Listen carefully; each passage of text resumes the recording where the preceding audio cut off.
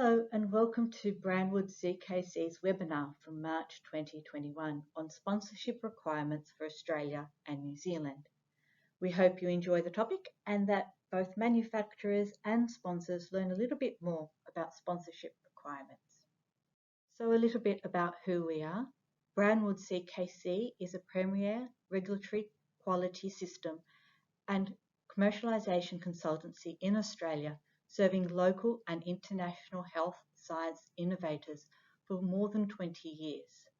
A little bit about myself. My name is Ursula Regalia and I am a consultant here at Brandwood CKC and joined just over 2 years ago. I come with over 10 years experience in medical device quality assurance and regulatory affairs, and my particular expertise is in sponsorship and post-market activities in Australia and New Zealand and in vitro diagnostic device applications. And just a quick look at the agenda for today. I will go through the Australian sponsor requirements, followed by the manufacturer's requirements, and I'll finish up with the New Zealand sponsorship overview. So an overview on the Australian context.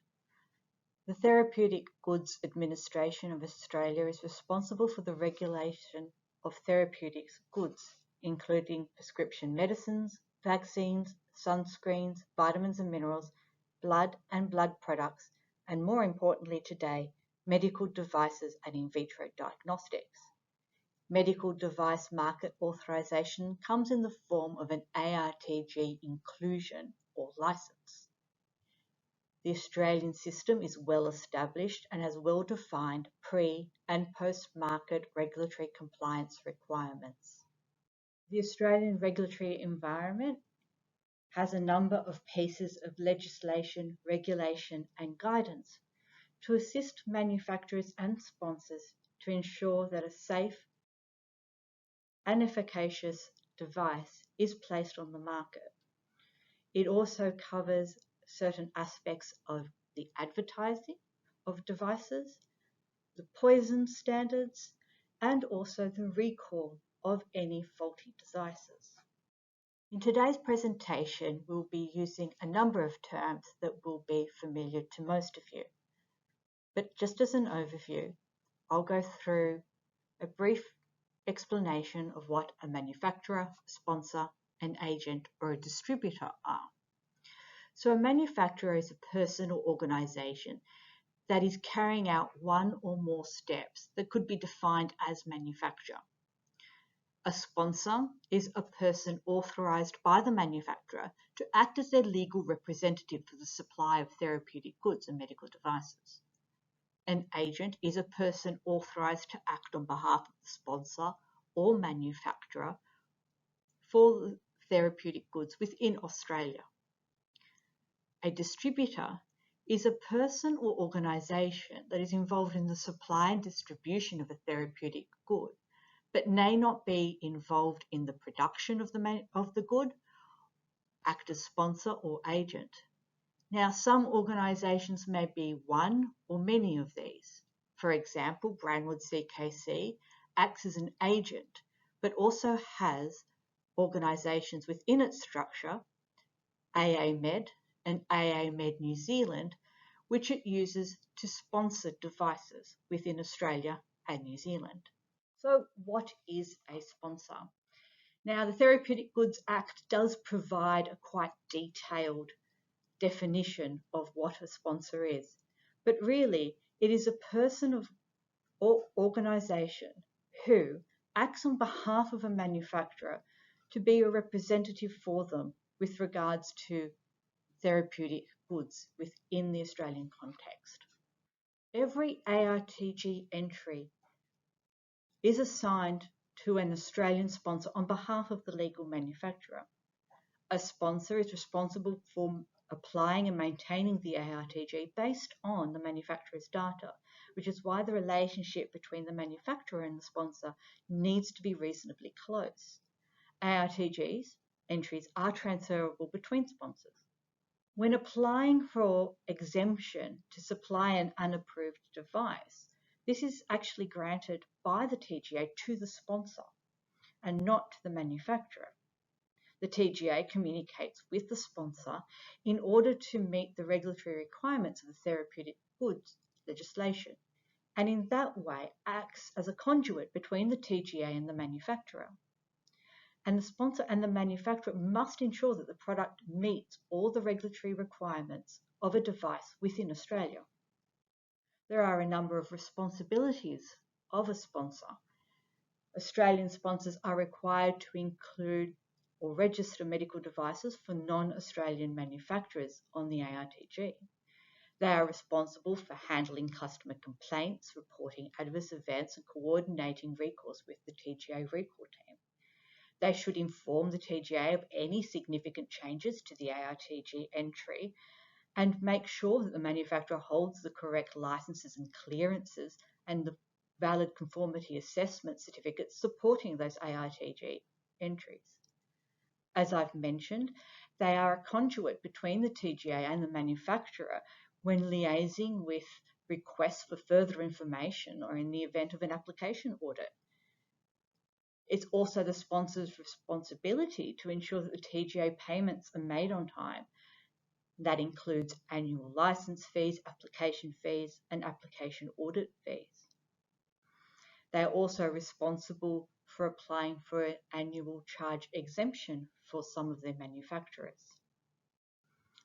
They must ensure compliance to the post-market requirements, the advertising code, the poison standards, and must ensure that they keep appropriate records for the appropriate length of time. So for most manufacturers, that would be keeping records for 5 years after the manufacture of the last medical device. But in the event of some records, that may be as much as 10 years. Having dealt with who a sponsor is and what responsibilities they have, we'll move on to the manufacturer and who they are. This is a rather long definition that comes from the Therapeutic Goods Act of 1989 that defines who a manufacturer is. And although a little bit convoluted, it really comes down to one thing. It is the person or the organisation who is responsible for the design, packaging, manufacture and label of a device. Or, more importantly, the person who puts their name on the device as being the legal manufacturer. In many cases, the legal manufacturer may not necessarily be hands-on in all of these activities, but they take responsibility for all of these actions. And more importantly, takes responsibility for the compliance of their device under the regulations. So what are some of the manufacturer responsibilities under the Australian regulations? It's the manufacturer responsibility to classify the device based on classification rules. And that's Schedule 2 and Schedule 2A of the regulation. They should determine the conformity assessment procedure that is relevant for their device. They must ensure that they comply with the essential principles as defined within the regulation. They must make sure that they generate the correct technical documentation appropriate for the risk classification of the device, and it demonstrates compliance with the essential principles of safety and performance. They must select a relevant GMDN code from the GMDN agency. They should prepare and sign an Australian Manufacturer Declaration of Conformity. They should have in place a written agreement with any sponsor if that is outside their organisation, and obtain certification from a comparable overseas regulator or undergo TGA conformity assessment. There are also a number of QMS implications for manufacturers. Any regulatory requirement or activity performed by a sponsor should be treated as an outsourced activity and should be linked to the manufacturer's QMS.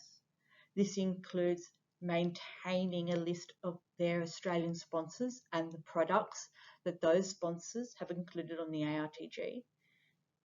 The manufacturer's procedures should ensure that no product is supplied to the Australian market unless a sponsor has an issued ARTG license or that the sponsor holds a relevant exemption. They should make sure that communication processes and record practices between the manufacturer and the sponsors are documented, and that post-market processes are defined, especially when we start talking about adverse event reporting and recall procedures, because that links very closely and helps the sponsors ensure that they are able to do their job under the regulations. And they should always make sure that any substantial change processes or changes to the product are notified to the sponsor so that that sponsor may be able to inform the TGA through the right channels that significant changes to the device have occurred. Now that we've looked at the definition of a sponsor and the responsibilities of both a manufacturer and a sponsor, we'll move into some of the reporting that is performed on behalf of a manufacturer by a sponsor. And one of the most common is probably adverse event reporting. Now, the definition of an adverse event doesn't vary very much between regulatory authorities, but it can be condensed down to something that has happened associated with a device. The device did or may have contributed to the cause and resulted in death or serious injury, or could have led to death or serious injury if left unchecked. Adverse event reporting reports to the TGA include only events that occurred within Australia. Most adverse events reports that are made by sponsors, although some can be made by healthcare professionals or the public. And the TGA will coordinate with the sponsors, and they will reach out when a report comes through from the public or is reported elsewhere in the world that they think may affect Australian users. One of the most common ways of reporting an adverse event is through the Medical Device Incident Report. This is then reported through the IRIS scheme to the TGA. And it's the sponsor who fills out these forms on behalf of the manufacturer, and usually using information collated by the manufacturer to make sure that they have sufficient information to inform the TGA about the issue. As with many regulatory authorities, the TGA have very strict reporting timelines for reporting of adverse events. For serious public health threats, a sponsor has 48 hours in which to inform the TGA. If there was a serious deterioration of health or an adverse event led to a death of a patient, the sponsor has 10 days in which to inform the TGA. For all other adverse events, the sponsor has 30 days in which to inform the TGA. There is also an annual report that is required to be made to the Incident Report Investigation Scheme team every year, and this applies to Class 2B implantable devices, Class 3 active implantable devices, and Class 4 IVD devices. And from this year, custom-made devices will now also be subject to an annual report of customer complaints and adverse events. This is to ensure that the safety of the device for those first 3 years is monitored by the TGA to ensure that the devices comply with safety and performance requirements. Another activity which is undertaken by the sponsors is recalls or non-recall actions. The Uniform Recalls Procedure for Therapeutic Goods underpins the recall and non-recall actions for both devices, medicines, and other therapeutics, and it is a mandatory process for products that do not conform or may have safety or performance issues. The recall process is well defined and encompasses both recall and non-recall actions. The first step is to notify the TGA recall coordinator. This is usually accomplished by completing a form on the electronic business services portal of the TGA. The sponsor should provide sufficient information for the TGA to assess the recall. It should include the number and types of devices, the problem, the distribution list for both healthcare professionals and all users, and a hazard analysis of the recall action. If an adverse event report relating to the recall has also been made, that information should be included. A follow-up call is advised, but not necessary. Once all the information has been submitted to the TGA will review and approve the action plan.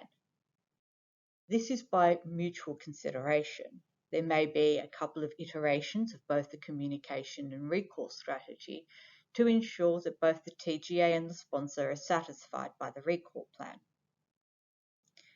Once the action plan has been agreed to, the TGA will provide a letter to the sponsor detailing that they are satisfied by the recall strategy. Then the sponsor can implement the recall. That includes the distribution of letters and adverts that have already been pre-approved by the TGA.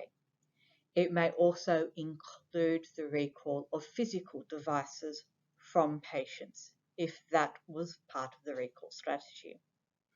There will be a notification made to Consumer Affairs for consumer products, and the sponsor is required to provide progress reporting at 2 weeks and 6 weeks post-implementation of the recall.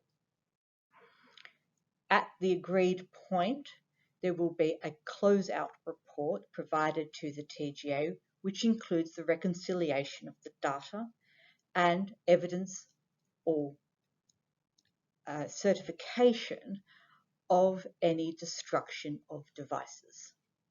It is crucial that manufacturers and sponsors keep detailed records. This is especially true for or in the event of a recall. It helps with limiting the recall in that you will be able to recall affected batches or serial numbers. Without those records, you may be required to undertake a larger than expected recall because you are unsure about where the affected batches or serial numbers may be. It also assists with the recalling and reporting to the TGA, destruction, ensuring who on the distribution list has provided information to the sponsor. These records are critical as part of the report. It is imperative that in the centre of a recall, that the sponsor and distributors and the manufacturers work together to ensure an effective recall. There are a number of other reports that have to be provided to the TGA by sponsors. One of these is product-specific conditions, and they are linked to an ARTG entry. This is often for devices that have shown safety and effectiveness and performance as intended, but the technology or the data may be less robust. For a newer technology where there is limited clinical evaluation, a sponsor may be required to provide 6 monthly reports to the regulator for the period of about 3 years. This was especially evident last year. A number of conditions were placed on COVID-19 applications for face masks and COVID-19 serology tests, where often reports were provided to the TGA every month to ensure that the TGA understood where the distribution of these devices occurred. There is also reporting requirements for the Special Access Scheme. So under the Special Access Scheme, sponsors are required to inform the TGA of certain parameters, such as how many devices and to whom certain devices under the scheme were provided to. More recently, the TGA have undertaken a drive to simplify and help streamline a number of processes, and this includes the post-market compliance. This used to be a quite convoluted process where the TGA would email a sponsor regarding regulatory compliance issues, and then the sponsor needed to report back to a particular group of people within the TGA. This has started to be largely removed, and now the devices compliance portal allows sponsors to directly inform the TGA through the portal electronically. You can attach different pieces of information to it, but it enables a quick and easy method for the TGA to receive these reports. Although not yet rolled out, it also seems that this system may be used in the future for special access scheme and authorised prescribers application and reports, so that there will be a one portal for all of these reporting requirements. Having looked at the Australian context, we'll now move on to the New Zealand context. MedSafe is the department within the Ministry of Health in New Zealand that is responsible for regulating therapeutic goods, including medicines, vaccines, blood and blood products, and medical devices. Within the New Zealand system, devices are actually notified to MedSafe. It is not an application process as within many countries. It is a notification, so you can inform New Zealand that you wish to provide the device to the New Zealand market. And WAND entries are not transferable between sponsors. What New Zealand and MedSafe request is that one sponsor, or the new sponsor if you will, registers the device and the old sponsor makes it obsolete within their own portal. IVDs are actually exempt from registration or notification under the WAND system. You can, by all means, register or notify MedSafe of an IVD, but is by no means compulsory. There are a number of pieces of legislation and regulation which controls medical device notifications and compliance within New Zealand. It is a rather convoluted system at the moment, and there has been action within New Zealand to modernise their system of regulating medical devices. So what is the legal definition of a sponsor in New Zealand? And really, again, it emphasises the fact that a sponsor is the person who is responsible for that device within New Zealand on behalf of a manufacturer. This is not unlike the Australian definition. The responsibility of the sponsor to ensure that a medical device is notified or placed on the WAND database within 30 working days of becoming a sponsor, or another way of describing it is within 30 days of the device first being imported into New Zealand. It is on the sponsor to ensure that the information within the WAND database is accurate, and that if it should become inaccurate or incorrect, that it is corrected within 10 working days. It is also the responsibility of the sponsor to ensure that they can have access to any distribution records of the device or maintain those records for themselves. It is a requirement that the sponsor immediately advise MedSafe of any recall or corrective action that may affect medical devices that have been supplied within New Zealand. A sponsor should ensure that the labelling of the medical devices complies with the regulations and that the advertising of the medical device also complies with the Medicines Act and regulations of New Zealand. So, what or who is a manufacturer in the New Zealand context? The Medicines Act and the Medicines Database of Medical Devices Regulations does not provide a definition for a medical device manufacturer. The MedSafe website informs us that we should use the common term for a manufacturer, being a person or organisation that carries on the business of assembly, producing or processing goods. But I think it really does come down to the same definition that we apply in Australia, being that a manufacturer of a medical device is the person who puts on their label that they are the legal manufacturer and, in part, take responsibility for the design, the manufacture, the labelling and the production of the medical device. There are a number of reporting requirements within the MedSafe system. That includes the reporting of adverse events to MedSafe. This occurs for adverse events that would occur in New Zealand.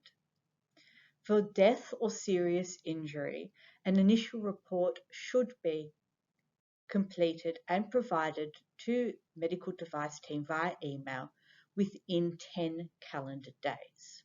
By mutual agreement, a final report is provided to MedSafe once the investigation is complete.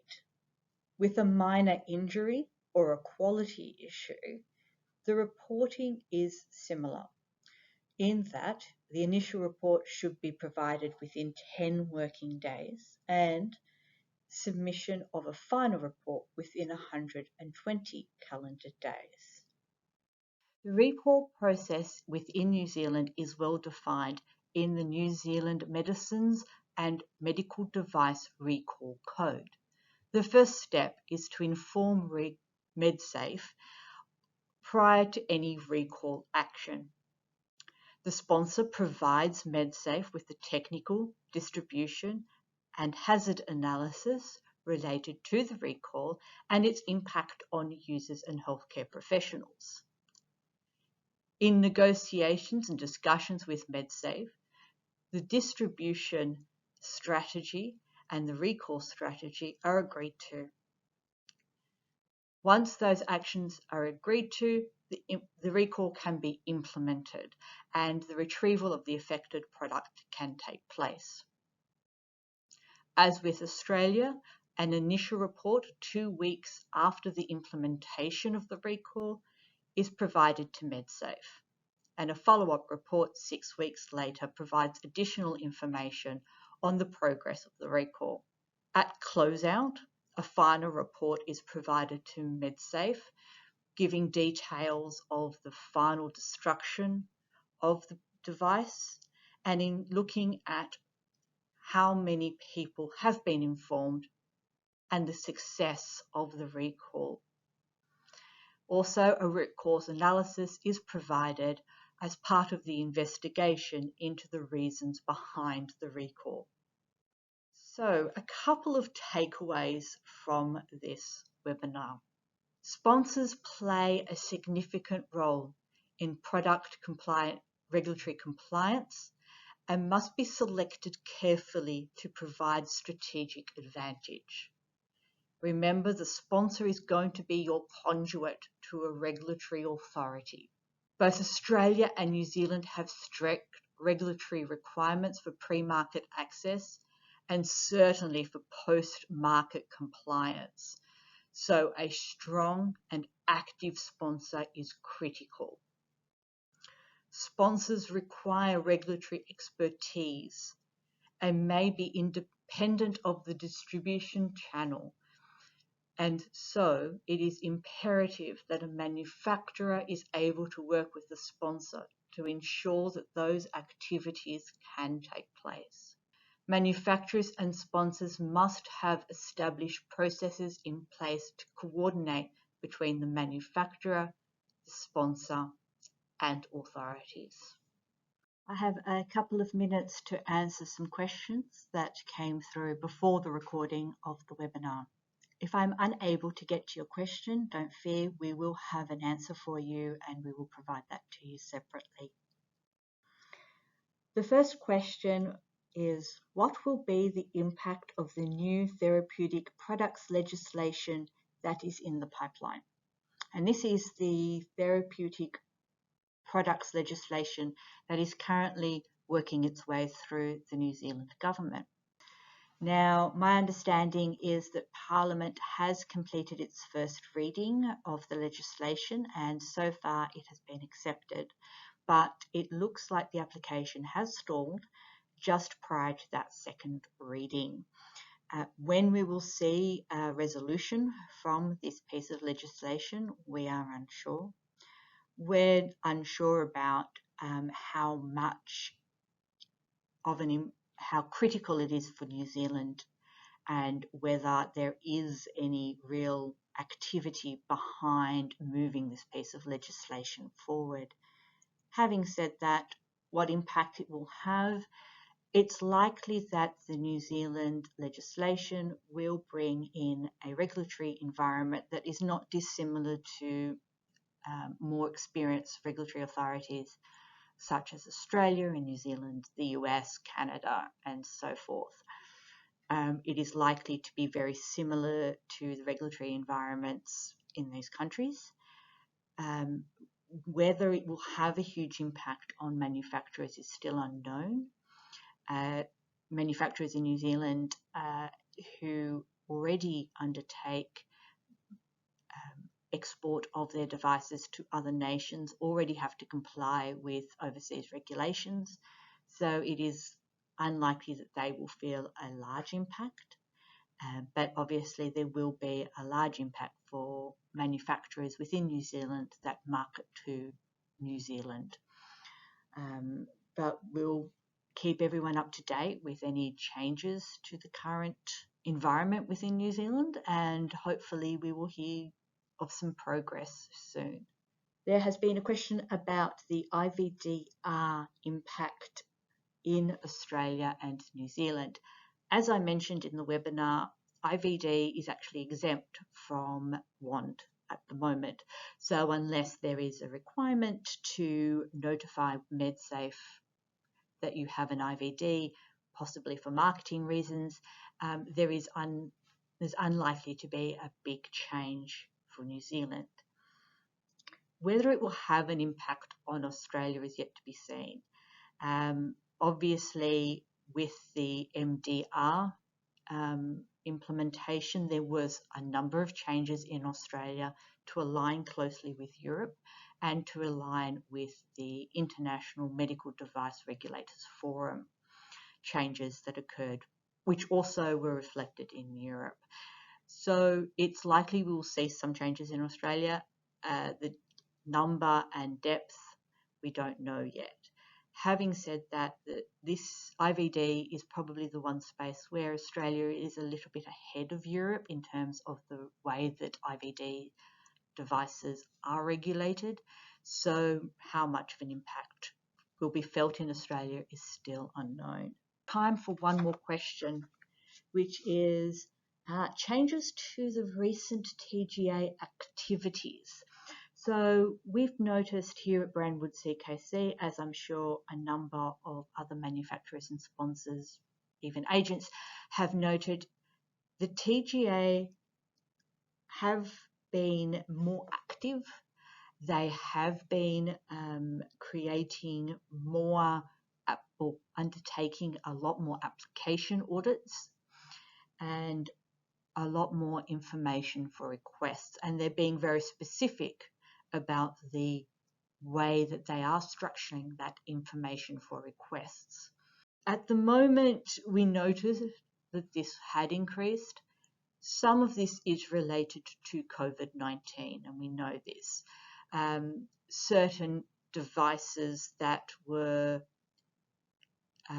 fast-tracked or given priority within the market, the TGA are requesting additional information.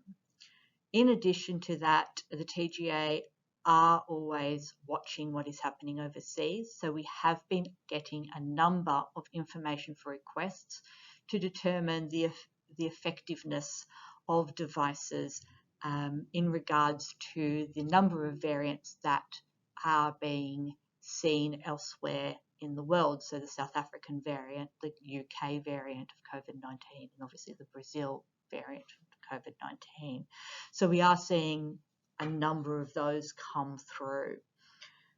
But also we're noting that even in our medical device applications that are unrelated to COVID, the TGA are being more active. What does this mean?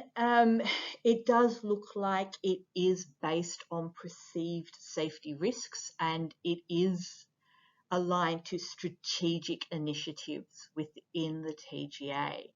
It is at the moment an environment where we are being requested to provide additional information, provide samples for testing, and we are getting a lot more confirmations about classification of devices. So if you are working with a sponsor or an agent here in Australia, please be aware you may be getting more requests at the moment for information from your Australian suppliers, but please be aware we are trying to work within the system and trying to work with the TGA to ensure the safety of the Australian population in these trying times. So thank you. I will now complete my webinar. There have been a number of other questions that I haven't had time to get to, but as I've said, I promise I will try and make sure that you get a response as soon as possible. Thank you.